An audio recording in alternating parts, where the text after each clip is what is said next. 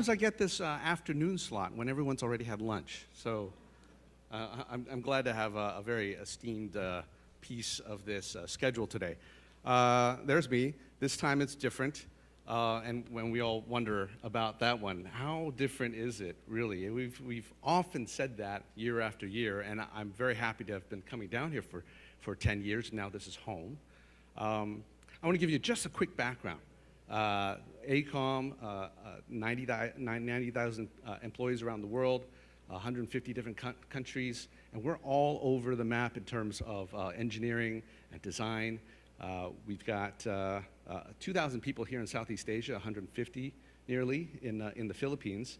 We're all over architecture, master planning, building design, site planning. We're also all over infrastructure, environment, civil, power, etc. This isn't really about Aecom. This is about us here in the Philippines. So here we are in this archipelago that's completely disconnected in so many ways, yet so connected in very cultural and personal ways. We have, of course, build, golden age of infrastructure. It's going to mean everything for us in the real estate industry. And often I ask then, why, right? What are we building toward? The visions are there, certainly, but I think it's really good for us to keep looking at toward what end when we talk about infrastructure. And to me, looking around the globe, looking at the potential of Manila and the Philippines, it's about this, regional economic competitiveness. Here's Metro Manila over time, right? This is the population spread and the density. It's been an amazing growth period, and yet we know that all of that GDP of the country is concentrated here. We've got over 80% of services GDP right here in Manila. We know that BPOs are a big part of it, and we know that congestion is making us lose about 10% of all those gains. Yeah, okay, there are some plans. There's 2030 plan, there's some transit, but it's just not enough, is it?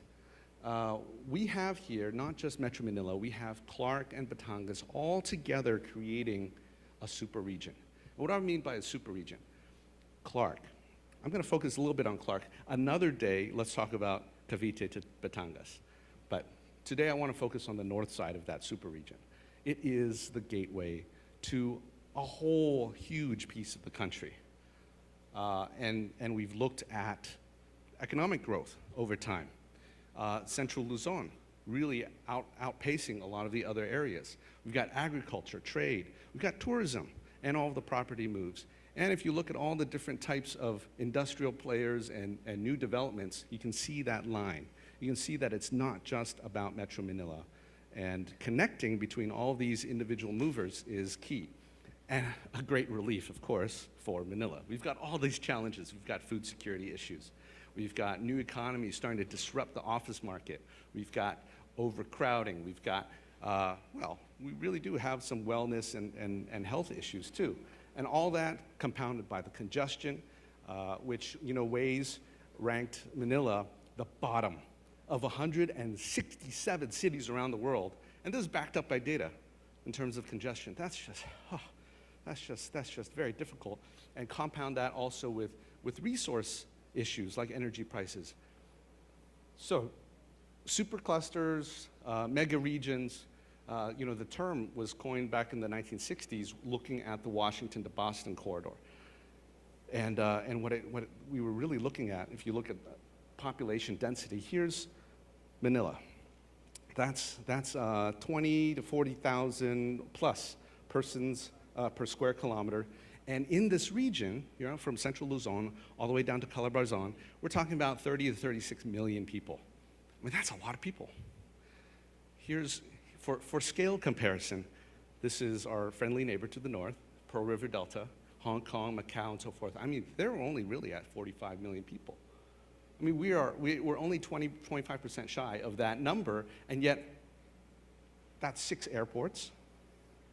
That's a GDP that's more than the Philippines. Here it is again, scale comparison, right? But you look at the flip side of that, here's Washington. Washington, Boston, of course, trillion in GDP, but this is only Washington to Philadelphia. It's only a piece of that corridor. We have the makings of a super cluster and all the advantages of having everyone close together. All right. So we talk about Clark. We say, oh my goodness, it's 2 hours away, it's 3 hours away, it's 4 or 5 hours to get back on a bad day. But we don't have the distance issues. So connectivity is within reach.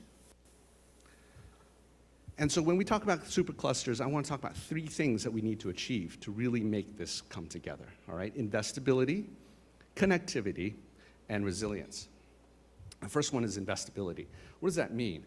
It means, of course, everyone here is ready to put down and try to get some of that real estate upside that Sheila got, right, down in Cavite. I'd love to do that, of course. Up north, what do we have? We have lower barrier to entry, access to air and seaports. We've got large land parcels, and with the leasing setup, we've got openness to foreign investors. Very big piece of it, because then you get the competitiveness. What else do we get? We get economic diversification of the whole supercluster, right?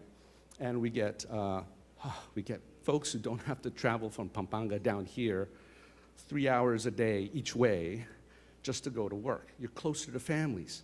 You're addressing the issue of family members who are migrating here, taking up apartments, 4 to an apartment.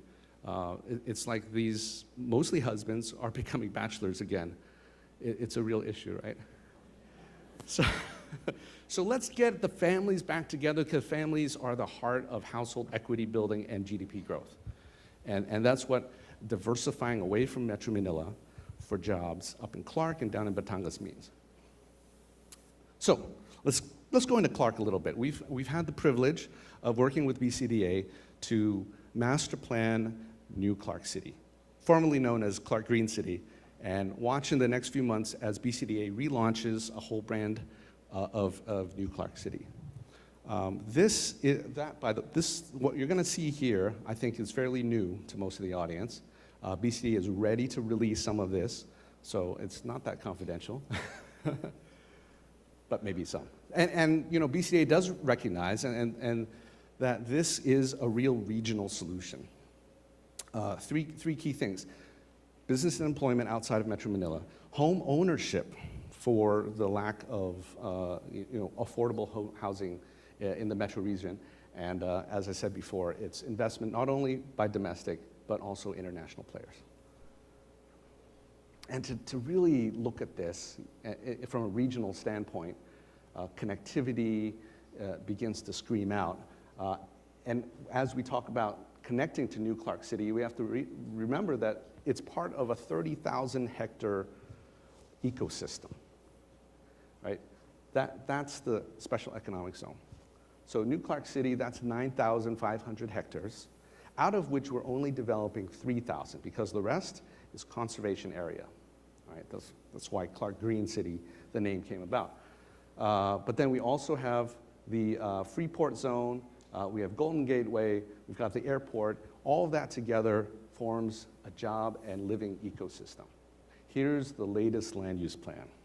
I'm seeing who's taking their cameras out.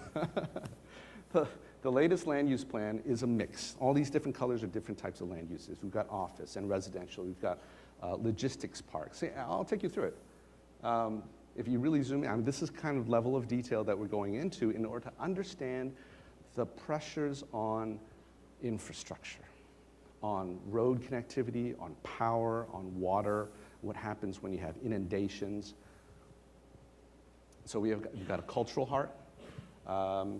Folks like UOP and Ateneo have all committed to be part of the first phase. We've got the downtown, that's sort of a later phase, but there's real potential for high-density transit-oriented development here.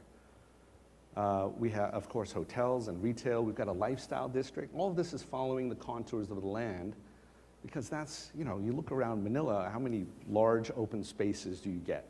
How much, connection to the rivers and the valleys? I think here we have the chance to kind of start afresh and recognize the value that comes from celebrating the natural features of the land. University Place, yeah, we've got Sports centers, we've got an innovation area, new districts, understanding that it's not all going to be high-end luxury, but actually, more importantly, affordable and places that support the new economy, flexible spaces, et cetera, right? Logistics, here's the innovation center, new technology, a lot of things in this master plan. And then we zoom in, all right? I'll show you a little bit of detail here. This is the first phase area. And the first phase, we've got some commitments. Phil Invest, of course, is gonna start us off as the major private developer. But we've also got a number of public institutions that have committed. And I'm sure BCDA would very much welcome anyone else who's interested in coming and being one of the first players, the catalysts for this area. You notice it's all clustered around. There's a gray spot right in the middle there. That's the transit hub. I think that kind of segues me into how do we get there, right? The head of Tishman Speyer last year in Shanghai had a great talk, and he called the next evolution in location is now connectivity. Right? And that's not just physical connectivity. Sure, we've got the tollways, we've got high-speed rail, we've got airport rail, which is separate from high-speed rail, which is different. Commuter lines, freight, very important, the goods that go in and out, but also the commuters themselves and the data and the information and the security of that. Renewable energy, you've got water and waste, all of these pieces of connectivity. Let me show you something in the region, right? We've got competitors. Sheila's right. We may be proud of where the Philippines stands in terms of GDP growth, but Thailand, Vietnam, all these folks are right at our heels, or we're at their heels. Southeast Asia, rapid growth in passenger and traffic growth. I'm very interested in this because Clark, at the heart of it, is an airport city, right? You've got the airport. That's a big differentiator. But it's not alone. We've got all these different airports within a very close region, all striking distance of, I shouldn't say striking distance, I should say very easy flying distance of China, and all of the market that represents. Here's a project we're doing in Thailand. Okay, Eastern Seaboard, you've all heard of it. Last 25 years or so, big growth in heavy industry. This is where all these cars are being made. Lam Shabang Port, 7 million TEU, which is more than our Manila port at 5 or 6 right now. Also, 27 million people, fewer than our super region, but they are investing in these crazy systems, high-speed rail, freight train upgrades. This is going to be the 3rd airport, and it's a joint airport with the military. They see the military as a partner, not as somebody to clear out just to develop commercial land. And there are 2 seaports. It's just a lot of cluster effect. And here's the important thing. It's multi-use. It's industry, it's tourism. Here's our master plan for the airport side, airport, land side. It's the integration of these uses with the transport links that makes it unique in the region. And that value chain is so important.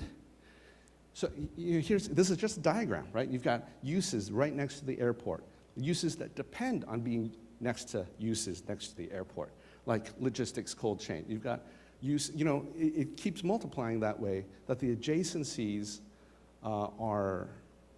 it's not just 1, 2, 3 types, but each one feeds off of each other in a symbiotic relationship. And that's where New Clark City and Freeport and Gold Gateway and the airport itself all serve to support each other in this chain.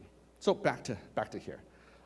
Okay, we've got a few things. I mean, Aecom did do some of the design for NLEX, so we're very familiar with getting people up there and getting people from this part, which is Clark and Manila, down to the south as well. We're working on some other things like Cavitex. We're working on the seaside, right? We're doing a lot of marine work, Manila Port, and the airports as well. And we've done planning for NAIA, twice planning for Clark Airport, 2004 and 2012. I think 80 airports around the world. So we're bringing some of that type of experience, but the one solution that everyone's talking about now is rail, right? So let's dive into rail for a little bit. Rail, these are the two big ones, right? Subic, Clark, Manila. And drawing on the experience of all these different high-speed rail projects that we've done around the world, we can say the distance between is not an issue. All of that can be engineered. It's what happens at the ends. How do you get through Metro Manila? And that's where cutting that travel time and making Clark a super viable thing that's where the solution needs to lie. Now, cutting through complex urban things, we've done that a lot. When we did the plan for the MTR system in Hong Kong and worked through all of this, MTR is among the top 5 rail companies in the world. And this is not comparing metro systems, this is comparing rail. Who's the top? Union Pacific. This is a national rail freight system. MTR is right up there. Why is it up there? It's because it's rail plus real estate. Okay, every station here, they plan a station around a core. If they see 60,000 people, that's a population threshold. You got that? You got a station. Look at all those stations. 7 million people in Hong Kong. And we're taking that expertise all around the city, looking at ways over ground, through the ground, underground, to make connections. And this is where tunneling and so forth, all the things that we're doing. This is in Singapore. This gives us a chance to bring that metro right to where we are, where the highest value of CBD needs to be. That's when it becomes relevant to everyone. And some of the biggest tunnels in the world. And this technology, for example, this bridge in Greece, we've got a smart bridge that has sensors to help it adapt as weather changes or as major disruptions come in. So this is becoming smart infrastructure. But the smartest thing in the world, I think, it's not all the technology. That keeps changing, that keeps updating. It's the smart use of the right-of-way that we get when we start one piece of architecture. I mean, infrastructure. Architect hat. Bangladesh, right? This is not a country that is super high-tech like Hong Kong, but still, what we're seeing here, road, rail, power, water, all the resources making the most of the limited right-of-way. So as we start looking at connecting Clark and Metro Manila, we gotta use the most out of that right-of-way. It's not doubling down, it's tripling. It's triple up on infrastructure, is what I call it. Transport, resources, information. And at Aecom, we are innovating a lot of that, right? Transport is at the heart of what we do. We are designing systems where roads, which are some of our biggest investment in assets as a government, we're electrifying them, right? More than just conveyance of cars. We're turning the autonomous vehicle thing not into just this fancy plaything for first, very developed cities. But imagine what happens when you can transport goods 24 hours a day during the times when it's actually not that safe for our drivers and truckers to be moving things around, and putting that into transit and buses and all that. And the smart systems really gives us some mobility here. And the Hyperloop. This is amazing, right? Hyperloop sounds a little like science fiction. Sure, Elon Musk has great big visions. He's got SpaceX and he's got Tesla. And wait a second. No, Tesla's pretty successful, right? Well, Hyperloop has 12 pilot projects going around the world now. And we are the company that's design, planning, and constructing the test sections to make this a reality. And why do I talk about Hyperloop in the context of Manila? It's moving back to this supercluster. We are in the top tier of the top 20 superclusters in the world. We deserve a Hyperloop too. This is not out of reach. You know why? Nordic One, okay? The Nordic system between, I think, Norway and Sweden, they peg it at about 40 million US per kilometer. Sounds like a big number, but traditional high-speed rail in California is coming out to 56 million per kilometer. This, 750 kilometers an hour, is cheaper than the California system. And in China, how much is high-speed rail? 20 million US per kilometer. Not a huge difference.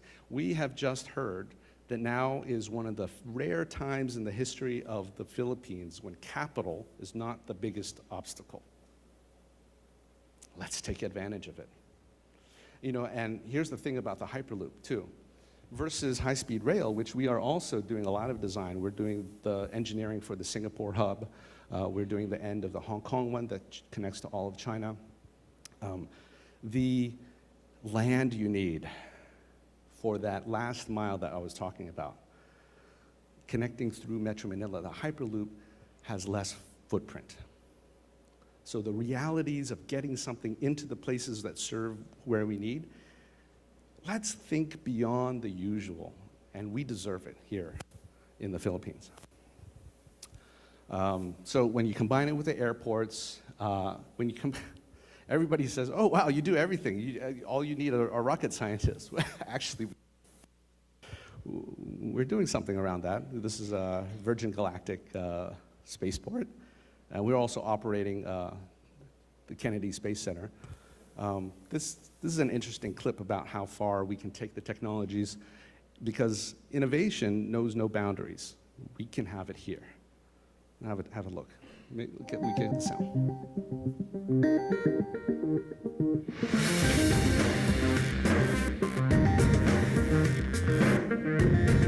You should see the quarantine we had to design into this thing.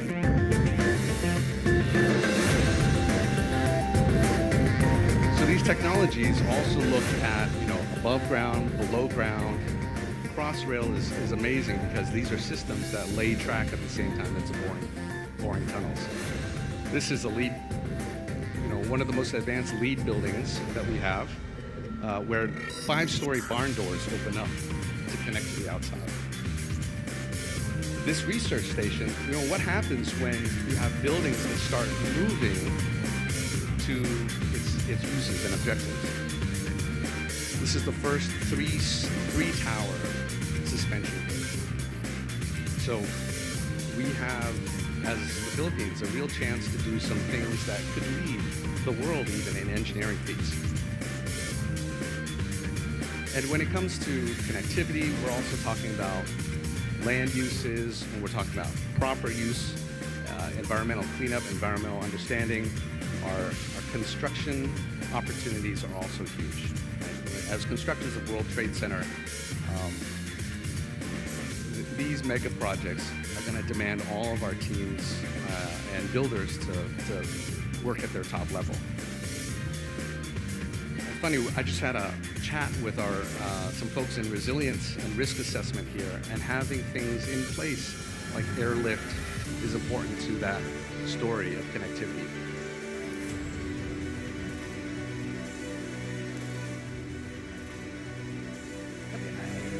And it's not just hard engineering. Soft spaces, people experience, tourism, that's a big piece of making sure the rest of the world enjoy the infrastructure that we're creating for ourselves.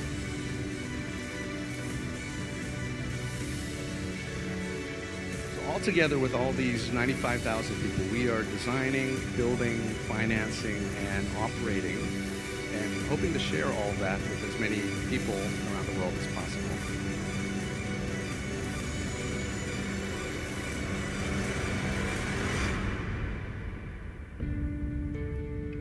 I hope you don't mind that shameless plug. And now hang on. I don't want to end on, it's not about us. It's very much about what happens to Clark. We put all this in, right? This investment, this connectivity. We're putting our buildings there, we're putting our workers there. But let's not forget, and I'm gonna address the big white elephant in the room, okay? It's on the slope of Mount Pinatubo. Okay, it's in the back of everyone's minds. Every time I talk about this, what about the risk? And you know what? That risk is manageable, but we have to address it face on. Vulnerability in our cities is a huge part of the connectivity issue, all right? And this is vulnerability to shocks, disasters, but also everyday stresses like congestion and cyber terrorism. Cyber terror, that's not, it is. We've been working with the Department of Homeland Security in the US to look at what happens if, I mean, it could be inadvertent. It's a malware. Oh, wait a second, that is very relevant, isn't it? Recently, and all the time. The resilience and continuity is not just for earthquakes and volcanoes and tsunamis and whatnot. It's slow burn things. It's the proverbial frog in the boiling water, right? Climate change, shortages, and disturbances. So when we talk about resilience, we're talking about, sure, impacts like that. And we at Aecom have been helping cities with resilience plans to plan better, New York, things after quakes. And the interesting thing about quakes and these big shocks, there was a first responder to Chile's 2008 earthquake. Right? And this was at the PCSI event 2 years ago here in Manila. And he talked to us about what families really needed. So when a big earthquake hit, they flew in, they said, okay, we're ready, we're gonna build your new houses. And the family said, wait, that's not what we need first. What we need first are our boats back. Livelihoods. It was about getting back to fishing so that they could get back to an economic continuity for themselves. It was all about jobs. And so when we talk about resilience, we talk about connectivity, we talk about Clark, it's not just thinking about how we're going to invest now, but how to make that part of a plan for survival and economic competitiveness as a super region, right? And we certainly have it in here. So we've been helping a lot of cities around the world look at resilience. Melbourne's very interesting because as we work through the different types of threats that a city has, we noticed a lot of things, things that are kind of financial in nature. The lack of insurance. Congestion had a monetary value just like it does here. And so I think as we go through this resilience planning, as we talk about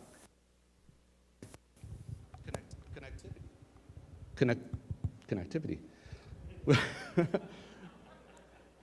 we have to work through that kind of resilience, right? They're all interrelated. It's all about the financial side. It goes back to the first one, which is investability. So we gotta make sure that all three of those things work into our financial models, and then you're managing risk. We're just releasing today in Cancun, Mexico, a document that we've worked on with IBM, a whole new checklist, consolidating all these other checklists around disaster preparedness. And financial and insurance is a very big piece of that. And we're helping the Urban Land Institute now with a whole ready, steady, recover, three-phase look at what communities here in the Philippines can do. So those types of vulnerabilities, they threaten a lot of things. We look at Clark, and we want to find that there's redundant systems and cybersecurity and resilience built into it all. In fact, we're at some of the leading edge with data systems and security that, yeah, I can't even show you what it is. But we're working on some very interesting data server systems that are not human-centric, but data-centric. Interesting, okay, we'll talk about more. So back to the big conclusion. Connectivity is for competitiveness and survival. We've got connectivity, investability, and resilience. That defines a great supercluster that we all feel confident in. And so let's work together to make that happen. Well, because it's for all of us. Okay, thanks so much.